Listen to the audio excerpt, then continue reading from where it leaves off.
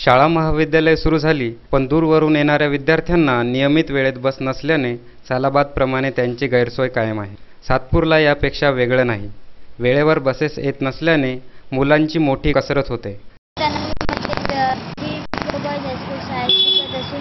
आमच्या शुभेच्छा बस स्टॉपवरती बस 6ची बस गेल्यानंतर एक पण बस अशी थांबत नाही आणि आमची शाळा 5:30ला सुटत असल्याने एक पण बस थांबत नाही. आम्हाला घरी जाण्यास उशीर होतो, क्लासला पण उशीर होतो आणि आम्हाला शिवाय तर शरणपूर रोडपर्यंत शरणपूर पोलीस चौकीपर्यंत पायी जावं लागतं किंवा आमचा पास असून पण आम्हाला रिक्षाने स्वतः पैसे खर्च करून जावं लागतं. भारतीय जनता युवा मोर्चाचे उपाध्यक्ष अमोल पाटील यांनी विभाग नियंत्रक यामिनी जोशी यांची भेट घेऊन निवेदन दिले. मात्र अपेक्षित प्रतिसाद न मिळाल्याने पाटील यांनी नाराजी व्यक्त केली.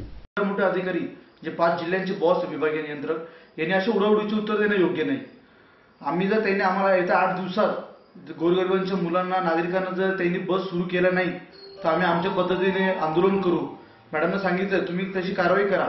त्यांनी सांगितलं की आम्ही तुम्हाला लेखी आश्वासन म्हणजे लेखी पत्र देते 2 दिवसात, एक तर बाय हँड देऊ किंवा रजिस्टर पोस्टाने पाठवू. मॅडमांना आम्ही काल विनंती केली पुन्हा की तुम्ही बस सुरू ठेवा. तुमचं काय असेल तुम्ही शासन आणि नाशिक महानगरपालिकेच्या तुम्ही बैठक घेऊन तो प्रश्न सोडवा. याच्यामध्ये तुम्ही गोरगरिबांच्या मुलांना आणि नागरिकांना कशाला भेटीस धरताय. पण मॅडम कुठल्या ऐकायच्या भूमिकेत नव्हत्या. मॅडमांची जी भाषा होती तुम्ही काल व्हिडिओ क्लिपमध्ये ऐकली आहे. आमचं कुठलं असं हेतू नव्हतं की त्यांची पुढे बदनामी व्हावी. तुम्ही बघितलं आम्ही व्यवस्थित त्यांच्याशी चर्चा करत होतो, पण मॅडमांची जी बोलण्याची जी स्टाईल होती ती एकदम म्हणजे अशा एकदम थर्ड क्लास लेवलची होती.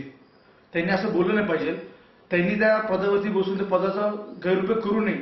त्यांनी त्यांची सेवा करावी अशी माझी त्यांना विनंती. सातपूर सारखी परिस्थिती शहरातही आहे. परिवहन महामंडळानं विद्यार्थी हित लक्षात घेऊन कार्यवाही करण्याची गरज आहे.